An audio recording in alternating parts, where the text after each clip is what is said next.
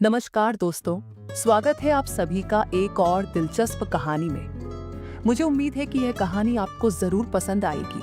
मेरा नाम आकाश है, मेरी उम्र 15 साल है और मेरी पूरी दुनिया मेरी दीदी इशिता है। हमारे मम्मी पापा की एक सड़क हादसे में मौत हो गई थी और तब से दीदी ने ही मुझे माँ बाप दोनों की तरह संभाला है। उनकी उम्र 25 साल है और वह एक प्राइवेट जॉब करती है जिससे हमारा घर चलता है। दीदी की शादी की उम्र हो चुकी है, लेकिन वह सिर्फ मेरे लिए शादी नहीं कर रही है। उन्हें लगता है कि अगर वह चली गई तो मेरा क्या होगा, इसलिए वह हर दिन काम करके घर आती है, खाना बनाती है, मेरी देखभाल करती है और फिर अगले दिन फिर वही दिनचर्या दोहराती है। मैं अक्सर सोचता हूँ कि उनके लिए भी कुछ करना चाहिए, लेकिन वह हमेशा मुझे मना कर देती है। उस दिन भी दीदी रोज की तरह शाम को घर लौटी। उनका चेहरा थकान से भरा हुआ था, लेकिन फिर भी उन्होंने मुस्कान के साथ मेरी तरफ देखा। मैं दौड़कर उनके पास गया और उनका बैग पकड़ लिया। दीदी, आप बहुत थक गई हो, मैं आपके लिए पानी लाता हूँ। उन्होंने प्यार से मेरे सिर पर हाथ फेरा और कहा, नहीं, मैं खुद ले लूंगी। मैंने फिर भी जिद की और जल्दी से पानी का गिलास भरकर उनके हाथ में दिया। उन्होंने हल्की मुस्कान के साथ पानी पिया और फिर सीधा बाथरूम चली गई। मैं दरवाजे के पास ही खड़ा था, सोच रहा था कि कैसे उनकी मदद करूं। जैसे ही वह बाहर आई, मैंने कहा, दीदी, आज मैं खाना बना दूं। उन्होंने तुरंत सिर हिलाया, नहीं, रहने दो, मैं कर लूंगी, तुम जाकर बैठो। लेकिन दीदी, आप बहुत थकी हुई हो, मैं आपकी मदद कर सकता हूं ना, मैंने फिर से कहा। उन्होंने हल्की हंसी के साथ कहा, तुम सिर्फ 15 साल के हो, तुम्हें क्या आता है, मैं सीख लूंगा, मैंने उत्साह से कहा। दीदी ने गहरी सांस ली और बोली, ठीक है, लेकिन सिर्फ सब्जियां काटने में मदद कर सकते हो और ध्यान रखना, उंगली मत काट लेना। मैं खुशी खुशी किचन में चला गया और उन्होंने मुझे सब्जियां काटने को दी। मैं बड़े ध्यान से सब्जियां काटने लगा। बीच बीच में दीदी मुझे देखती और मुस्कुराती। धीरे धीरे हमने साथ में खाना बनाना शुरू किया। वह रोटियां बेल रही थीं और मैं सब्जियों को हिलाने का काम कर रहा था। ये सब मेरे लिए बहुत खास था, क्योंकि मैंने पहली बार दीदी के साथ मिलकर कुछ किया था। खाना बनने के बाद हम दोनों ने साथ में टेबल पर बैठकर खाना खाया। दीदी को शायद अच्छा लग रहा था कि आज मैंने उनका थोड़ा बोझ कम किया। रात को जब मैं दूध पीकर उनके पास लेट गया, तब भी मुझे नींद नहीं आ रही थी। मैं करवट लेकर दीदी की तरफ देखने लगा।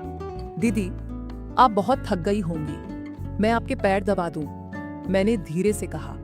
उन्होंने हल्की हंसी के साथ कहा, नहीं, रहने दो। लेकिन मैंने जिद की, प्लीज दीदी, आप इतना काम करती हो, थोड़ा आराम तो मिलना चाहिए ना। उन्होंने मेरी तरफ देखा, फिर लंबी सांस लेकर कहा, ठीक है, लेकिन मेरे पैरों में दर्द नहीं हो रहा, मेरी पीठ में हल्का दर्द है, अगर चाहो तो वह दबा सकते हो। मैंने तुरंत कहा, ठीक है, आप उल्टी होकर लेट जाओ, मैं दबा देता हूँ। दीदी हल्का सा हंसते हुए उल्टी होकर लेट गई और मैंने धीरे धीरे उनकी पीठ को दबाना शुरू किया। उनके लंबे बाल बिस्तर पर बिखरे हुए थे और उनकी आंखें हल्की हल्की बंद हो रही थीं। कुछ देर बाद अचानक मेरे मन में एक ख्याल आया। मैंने करवट लेकर पूछा, दीदी, क्या हम कुछ दिनों के लिए कहीं बाहर घूमने नहीं जा सकते? दीदी ने मेरी ओर देखा और हल्की मुस्कान के साथ कहा, अभी मैं बहुत बिजी हूँ। मैंने थोड़ा नखरे के साथ कहा, अरे दीदी, बहुत दिन हो गए, कहीं तो चलो। उन्होंने थोड़ा सोचा और कहा, ठीक है, चलेंगे, लेकिन अभी नहीं। मैंने फिर जिद की, दीदी, कम से कम कोई डेट तो बताओ, नहीं तो मैं आपको सोने नहीं दूंगा। आखिरकार उन्होंने हार मान ली और हल्की हंसी के साथ कहा, ठीक है, संडे को चलेंगे। सुबह होते ही मैं खुशी से उछल पड़ा और दीदी से बोला, दीदी, आपने संडे का वादा किया है, भूल मत जाना। दीदी हल्की मुस्कान के साथ बोली, मुझे याद है, लेकिन पहले तुम स्कूल के लिए तैयार हो जाओ। मैंने शरारती अंदाज में कहा, मैं तो तैयार हो जाऊंगा, पर आप तो खुद को देखो, अभी तक तैयार नहीं हुई। दीदी थोड़ा मुस्कुराई और बोली, अच्छा बाबा, मुझे एक हेल्प चाहिए।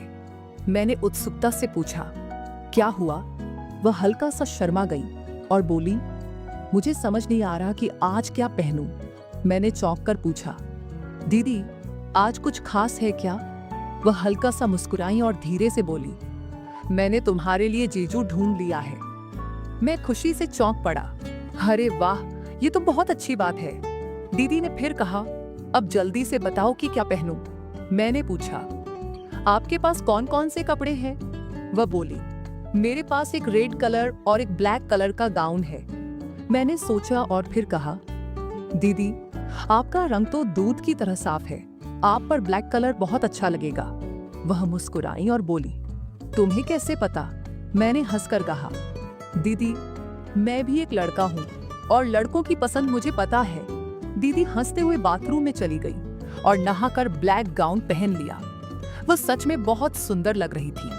फिर मैं भी जल्दी से तैयार होकर स्कूल चला गया, लेकिन मन में खुशी थी कि दीदी भी अपनी जिंदगी में आगे बढ़ने वाली है। तो दोस्तों, यह थी मेरी कहानी।